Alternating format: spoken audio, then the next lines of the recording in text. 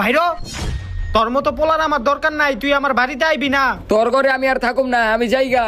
যা তুই, দেহি তোর কোন বাপে তোরে খাওয়ায়। আমার কাছে টাকা আছে, আমি এই টাকা দিয়ে খামু, থাকবো না তোর বাসায়। যা তুই।